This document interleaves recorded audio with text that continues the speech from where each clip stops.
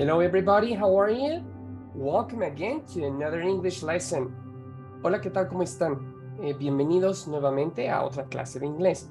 In this lesson, you're going to learn and practice how to make adjectives ending in ed and ing. En esta clase, ustedes van a aprender y van a practicar sobre los adjetivos en inglés que terminan con ed o con terminación ing. So, guys, please welcome and join me into this lesson. Así es que bienvenidos y únanse conmigo a esta clase.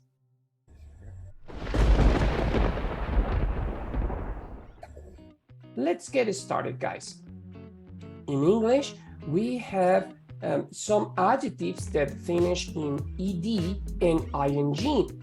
En inglés tenemos algunos adjetivos que tienen terminación ed o terminación ing. So, those adjectives that finish with ed describe feelings and emotions on persons and animals. Aquellos adjetivos que tienen una terminación ed es porque van a describir sentimientos o emociones en personas y animales. Propiamente estos adjetivos no son utilizados para cosas, puesto que las cosas no tienen sentimientos ni tampoco emociones. So, these adjectives are not used on things. They are used to describe feelings on persons and animals. Feelings or emotions. Now, for example, bored. Un ejemplo es bored. Aburrido, bored. So, this adjective is describing the feeling of this person. Johnny is bored, for example. Another one is confused. Confused. Now, remember, you have to repeat after me so you can get the correct pronunciation and intonation. Recuerden que es muy importante que repitan después de mí para que obtengan una correcta pronunciación y entonación y estén practicando. So, confused, confundido, confused. What's her feeling? ¿Cuál es su sentimiento? She's confused. All right, that's her feeling. Ese es su sentimiento. Confused, that's her emotion. Excited, woo, excited. How does she feel? ¿Cómo se siente? How does she feel? Excited, emocionada. She is excited. Ella está emocionada. That's her feeling. She's excited. Shocked, shocked. He is shocked, right? Shocked.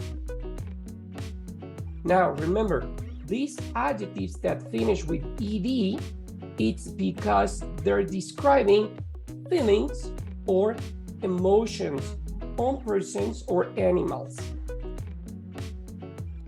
Annoyed, molesta, annoyed.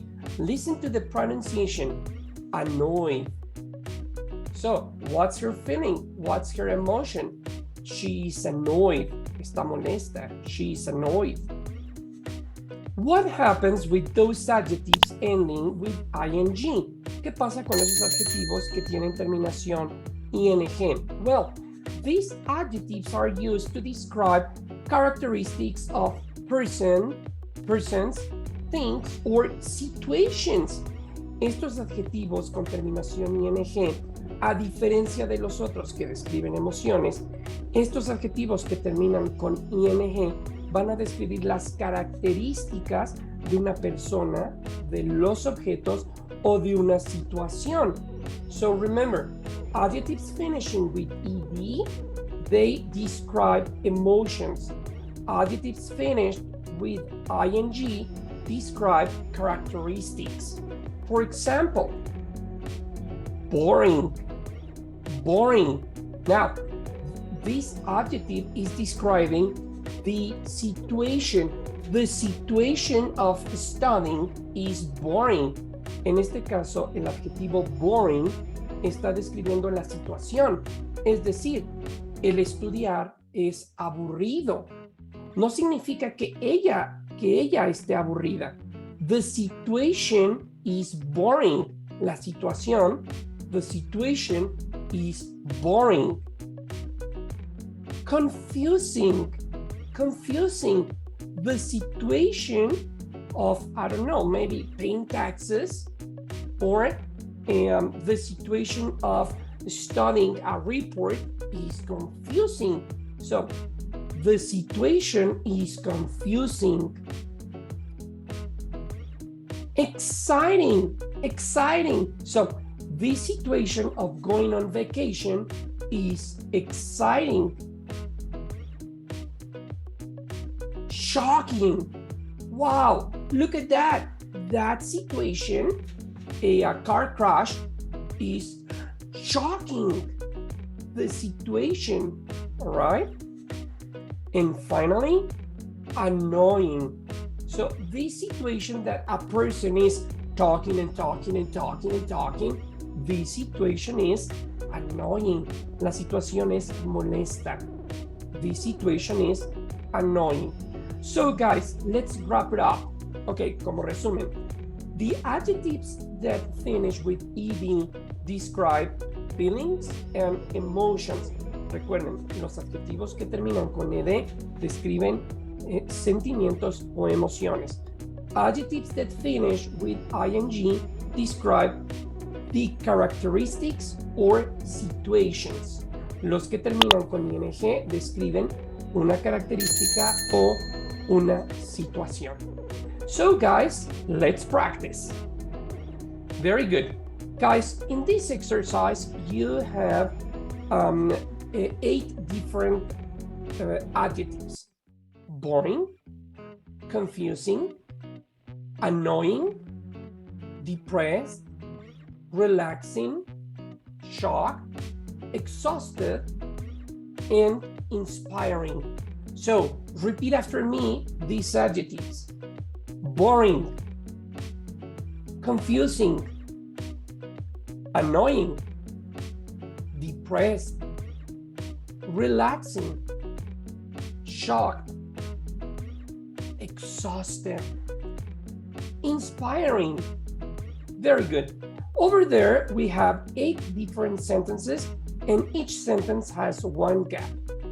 You have to put the correct adjective into the correct gap.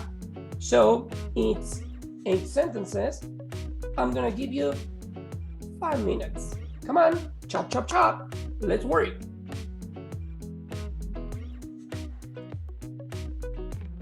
All right, welcome back. So let's check the answers. Here we go. What did you put in the first one? Well, the first one has to be shocked. Shocked. Now, repeat after me. I was shocked by that horrible accident. As you can see in number 1, you're describing a feeling. The person was shocked. All right? I was shocked by that terrible accident. What do you have in number 2? Number 2 is confusing. This exercise is really confusing. Why? Because you're describing a situation. You're not describing a feeling. You're describing a situation. This exercise is really confusing. What do you have in number 3? Number 3 is exhausted. Do you think I look exhausted? So in this one, you're making a question about your feeling. Do you think I look exhausted? What do you have in number 4? Number 4 is annoying. Charles is so annoying. Charles is so annoying. Right? So in this case, we are describing the characteristic of a person. All right? Charles is so annoying. That's his characteristic. What do you have for number 5? So number 5 is inspiring. Julian's speech was very inspiring for parents.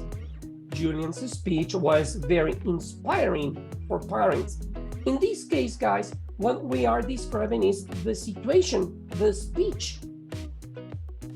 What do you have for number 6? Gina looks depressed this morning. Is she okay? So in this one, what you are saying is the feeling, all right? Gina looks depressed this morning, not the situation, the feeling, not a characteristic, a feeling. Gina looks depressed this morning. Is she okay? What about number 7? What you have in number 7? Boring. Ben doesn't like boring meetings. Why? Because you are describing a situation, the situation of a meeting. Boring. Ben doesn't like boring meetings. And finally, guys, what you have for number 8 is relaxing. Will they go to a relaxing destination?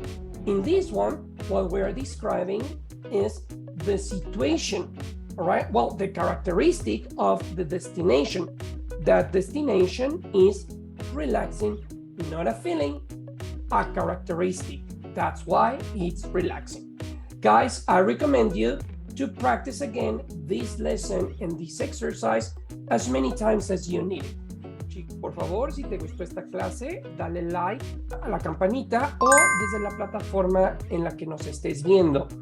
También, si quieres seguir progresando en tus cursos de inglés y quieres tomar una clase en vivo, ya sea grupal o de manera individual, entonces ponte en contacto con nosotros.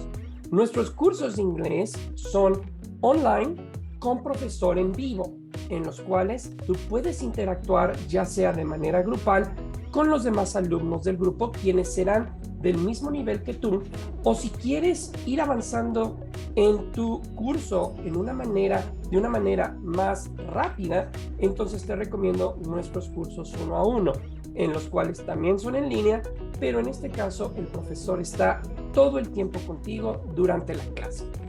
Ponte en contacto con nosotros en cualquiera de nuestras plataformas o envíanos un WhatsApp. Recuerda que tenemos muchos cursos gratuitos, ya sea en nuestro canal de Telegram o en nuestra página de YouTube. So, my name is Ernesto from Net Online, powered by English for You Executive Language Center. Thank you very much for following me on this lesson. Espero que esta clase haya añadido algo de valor a tu aprendizaje. So, follow me in our next class.